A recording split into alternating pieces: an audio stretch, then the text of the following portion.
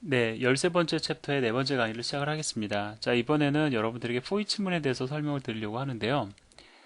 이건 처음 보면은 매우 헷갈려 합니다. 왜냐하면 여러분들이 포문이라는 반복문 중에 하나인 포문을 열심히 공부하셨는데, 그거에 비하면 좀 많이 감춰져 있는 듯한 느낌을 받거든요.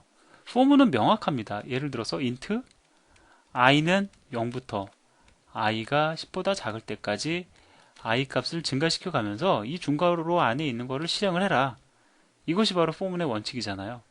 근데 for each문 같은 경우에는 이렇게 좀 명확한 구조는 아니에요. 그러니까 이해하고 나면은 사용하기는 매우 편리한데 좀 그 성격이 포문과는 좀 많이 차이가 있습니다. 자, 그래서 그러한 for each문에 대해서 여러분들이 설명을 드릴 테니까 이런 게 있구나, 이렇게 해석이 되는 거구나 라고 일단은 뭐 한 번 정도 처음 공부하실 때는 가볍게 이해하고 넘어가시는 것도 나쁘지 않을 것 같습니다. 자, 얘는 어떤 경우에 활용이 되냐면요. 배열의 일부가 아니라 전체를 참조할 필요가 있는 경우에 유용하게 사용할 수 있는 문장입니다. 근데 배열 전체를 참조하는 일은 실질적으로 많이 일어나거든요. 그렇기 때문에 그렇게 본다면 포이치문은 프로그램을 구현할 때 유용하게 활용할 수 있는 문장이다라고 우리가 결론을 내릴 수가 있겠죠. 자, 우리가 보통 뭐 ARR이라는 배열에 저장되어 있는 모든 값을 출력하기 원한다라고 하면 이렇게 이제 포문을 구성을 해야 됩니다. 뭐 어렵지 않죠. 뭐 여러분들 이미 자 포문도 아시고 그 다음에 배열도 잘 알기 때문에 뭐 이게 복잡하다는 생각 잘 안 드실 겁니다. 그래서 많은 개발자분들도 for each문을 알고 있음에도 불구하고 그냥 포문 많이 씁니다. 솔직히 말씀을 드리면. 자, 근데 for each문이라는 것을 이렇게 구성을 해 놓으면 그냥 우리가 포문을 너무 잘 알기 때문에 이게 간결해 보이지만 포문을 모르는 상태에서 누군가에게 물어보면 뭐가 더 간결해 보이냐라고 물어보면 100% 이게 더 간결해 보인다라고 얘기를 할 거다라는 거죠. 예, 결론적으로 말씀을 드리면 포이치문은 간단합니다. 간결합니다. 자, 그러면 포이치문은 어떠한 구조를 갖느냐? for로 시작하는 건 똑같습니다. 그 다음에 이렇게 콜론이 오고요. 오른쪽에 배열의 이름이 오고요. 왼쪽에 그 배열 요소의 자료형을 기반으로 한 변수 선언이 하나 옵니다. 자, 무슨 얘기냐면요. 이 배열이 예를 들어 인트형 배열이다. 그럼 인트형 변수 선언이 왼쪽에 온다라는 거예요. 자, 그 다음에 포이치문 안에서 반복 실행할 문장이 이렇게 또 등장을 합니다. 자, 그럼 이 조건이 만족되는 동안 우리가 포문 같은 경우는 이렇게 얘기를 하죠. 이 조건이 만족되는 동안에 얘를 실행해라 라는 뜻으로 이해를 하는데 그게 아니고요. 얘는 해석하는 방법이 다릅니다. 자, 화면을 잠깐 한번 지우고 제가 다시 말씀을 드릴게요. 자, 이건 어떻게 해석을 하는 거냐면은 자, ARR이라는 배열을 대상으로 해서 반복을 해라. 처음부터 끝까지 반복하라라는 겁니다. 모든 요소에 대해서.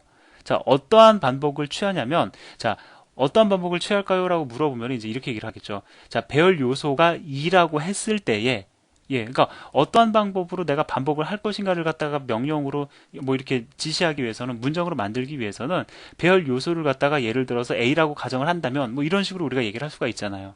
이 A에다가 내가 일단 A의 값을 증가시키고 그다음에 A 값을 갖다가 프린트는 메소드를 통해서 출력을 하고 이런 식의 일을 해라.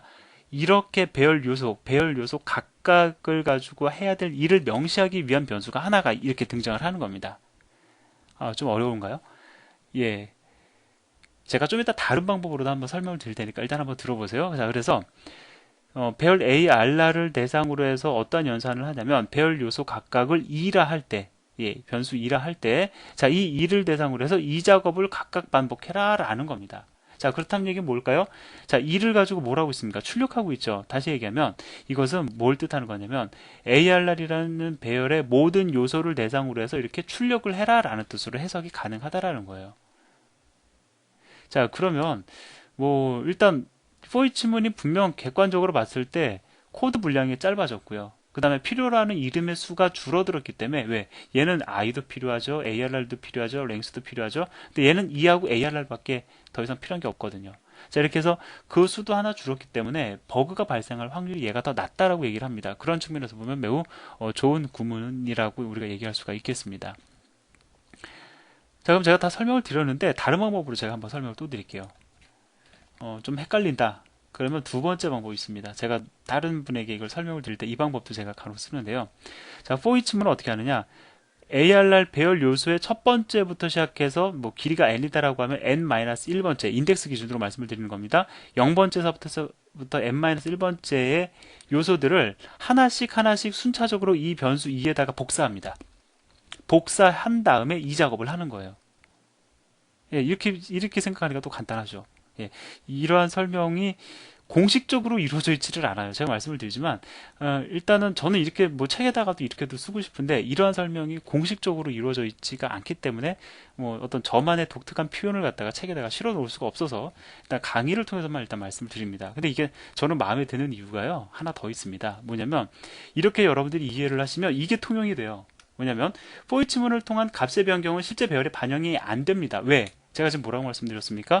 배열 요소 0번째 인덱스에 있는 것부터 n-1번째까지의 값을 일단 변수 2에 복사해 놓고 이 2를 가지고 이제 뭔가 작업을 하는 거죠. 그럼 이 2에 저장된 것은 배열에 있는 데이터를 복사해 놓은 것이지 실제 배열은 아니잖아요. 그러니까 내가 이 2라는 변수의 값을 증가시켰다고 해서 배열에 저장되어 있는 값이 증가가 되겠습니까? 저장 안 되죠. 왜?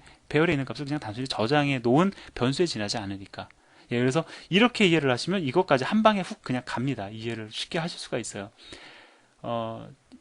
제가 지금 말씀드린 내용은 다시 말씀을 드리지만 뭐 이렇게 이해를 하는 것이 좋다라는 어떤 표준적인 어떤 설명은 분명 아니지만 틀린 표현은 아닙니다. 제가 검증도 다 받았습니다. 물론 이러한 원리고 이러한 논리로 해석이 가능한 문법적인 구성을 갖는다라고 제가 다 검증을 받은 거니까 이렇게 이해를 하셔도 문제는 안 될 겁니다. 저도 소심한 성격이다 보니까 너무 그렇게 말이 나오는 것이 부담스러워서 좀 조심조심 하고 살고 있습니다. 자, 그렇게 해서 이제 for each문에 대해서 여러분들에게 말씀을 드렸어요. 이 부분도 제가 추가적으로 더 말씀 안 드려도 이해가 되실 겁니다. 얘는 배열의 그 2라는 변수는 배열 요소에 저장되어 있는 값을 저장해 놓은 변수이기 때문에 복사해서 저장해 놓은 변수이기 때문에 이걸 가지고 뭔가 연산을 한다고 해서 그것이 실제로 배열에 반영되지는 않아요. 그래서 다시 결론을 내립니다. 배열의 일부가 아니라 배열 전체의 값을 변경할 필요가 아니라 참조할 필요가 있는 경우에 유용하게 사용할 수 있는 것이 바로 for each문입니다. 이 정도 말씀드렸으면 아마 여러분들 다 이해하셨을 거라고 믿고요. 자, 그래서 이제 제가 말씀드리는 내용들이 다 이해가 되실 겁니다. 이 ARR이 아마도 넘버 인스턴스의 참조값을 저장할 수 있는 배열 인스턴스다. 바로 감이 오시죠? 이것만 보더라도 for each문이니까. 자, 이의 참조값. 자, 중요한 게 여기서 하나 더 얘기를 하겠습니다. 자, 지금 여기서 생성된 배열의 구조를 보시면은요. 자, 1차원 배열입니다. 제가 그 배열의 메모리 공간만 그림을 그려놓을게요. 자, 얘가 ARR이에요.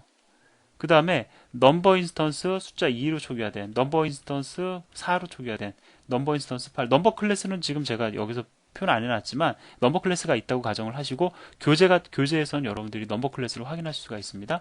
자, 얘가 얘를 참조하고 얘가 얘를 참조하고 얘가 얘를 참조하고 얘가 얘를 참조하는 상황이죠.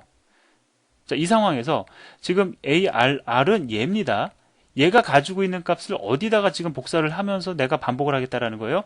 변수 2에다 복사를 하겠다라는 거죠. 자, 그럼 첫 번째 내가 실행을 할 때 변수 2에는 첫 번째 요소의 참조값이 저장이 됩니다. 따라서 첫 번째 순간에는 2가 얘를 가리키게 되겠죠.